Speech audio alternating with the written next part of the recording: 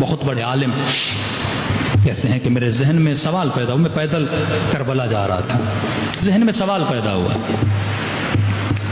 کہ ایک قطرہ بعض روایات میں ہے مچھر کے پر کے برابر، مچھر کے پر کے برابر اگر آنکھ گیلی ہو جائے خدا اس کے صدقے میں انسان کی پوری زندگی کے گناہ بخش دیتا ہے۔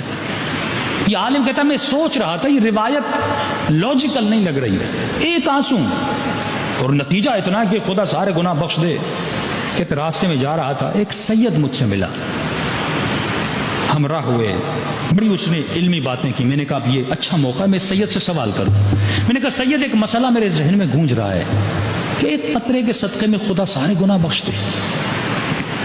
سید نے کہا کہ ایک بادشاہ تھا، ایک اپنے سپاہیوں کے ساتھ جنگل میں شکار کرنے گیا، بہت دور نکل گیا، راستہ بھٹک گیا، سپاہی بادشاہ کو ڈھونڈ نہ سکے، وہ صحرا میں بھٹکتا رہا، پیاس بھوک کا عالم تھا۔ اچانک اس کو صحرا میں خیمہ نظر آیا، وہ ایک بوڑھی کا خیمہ تھا۔ جیسے انہوں نے دیکھا کہ ایک بھوکا شخص ان کے پاس آیا ہے، اس نے کہا میں بھوک سے مر رہا ہوں، مجھے کچھ پلاؤ۔ انہوں نے ایک بکری تھی اس کا دودھ پلایا۔ اب کیونکہ صحرا تھا، گھر بہت دور تھے، جب تک اس کو سپاہی ڈھونڈتے یہ وہاں پہ رکا، اس نے اپنا تعارف نہیں کروایا کہ میں کون ہوں۔ ان کے پاس بکری تھی، انہوں نے کہا مہمان ہے، حبیب خدا ہے، انہوں نے وہ بکری ذبح کر دی۔ 3 دن اس کی مہمان نوازی کی، اس نے گوشت کھایا۔ اس کے بعد سپاہی آ گئے، یہ واپس چلا گیا۔ جاتے جاتے اس نے اپنا ایڈریس دیا کہ جب بھی شہر میں کوئی بھی کام ہو میں کام کرنے کے لیے تیار ہوں۔ واپس چلا گیا۔ کہ 1-2 سال کے بعد جنہوں نے اس کو بکری کا گوشت کھلایا تھا وہ شہر میں آئے، اور جب اس ایڈریس پہ پہنچے ان کو پتا چلا یہ تو بادشاہ ہے، یہ تو اس شہر کا بادشاہ ہے۔ بادشاہ کے پاس قبلہ آپ کو یاد ہے 2 سال پہلے ہم نے آپ کی خدمت کی تھی، آج ہم غریب ہو گئے ہیں، اگر آپ کے پاس کچھ ہو تو ہمیں دے دیجیے۔ اس نے اپنے وزیر مشیروں کو جمع کیا، کہا کہ انہوں نے مجھے ایک بکری کھلائی تھی، میں ان کو کون سا انعام دوں؟ احسان کا بدلہ احسان سے کیا جاتا ہے، میں کیسے اس کا احسان چکاؤں؟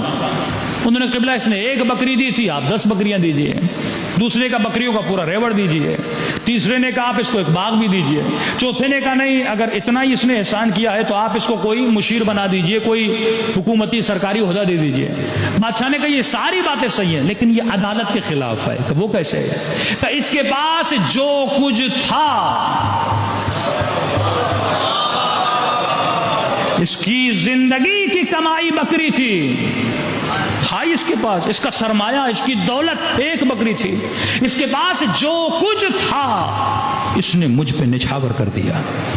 تو عدالت کا تقاضا یہ ہے کہ جو کچھ میرے پاس ہے میں بھی اسے دوں۔ الغرض اس سید نے کہا کہ اے ایک آنسو کی بات سن کر سوچنے والے، حسین کے پاس جو کچھ تھا اللہ کی راہ میں دے دیا۔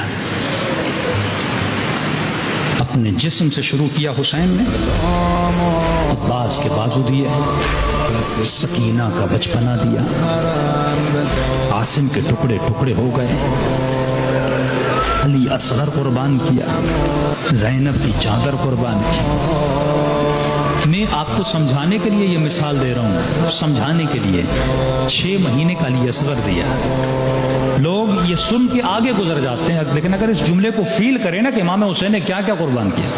اگر میں کسی مومن کو کہوں نا اپنے 6 مہینے کا بچہ لاؤ، میں اس کے سر کے 4-5 بال کھینچ کے نکالتا ہوں، کوئی مومن راضی ہوگا کہ اتنی سی بھی تکلیف میں اس کے بچے کو دوں؟ اب سوچئے رباب کے دل پہ کیا گزری ہوگی۔ بچیاں سب کو پیاری ہوتی ہیں، 4-4 سال بچیاں، اتنی محبت کرتے تھے امام حسین۔ جب جب سکینہ کی آنکھیں کھلتی تھی بابا کے سینے کو ڈھونڈتی تھی۔ روایات میں ہے حسین گھر سے باہر جاتے تھے، انتظار کرتی تھی میرا بابا آ جائے، میں بابا کے ساتھ مل کے سفرے پہ کھانا کھاؤں گا۔ حسین نے وہ سکینہ بھی قربان کر دی، جاتے جاتے خاک اٹھائی اور سکینہ کے سر پہ ڈال دی اور کہا میری بیٹی اب تیرے نصیبوں میں یتیمی ہے، اب تیرے نصیبوں میں شام کا زندان ہے۔ الحمدللہ کہ نوکر تھا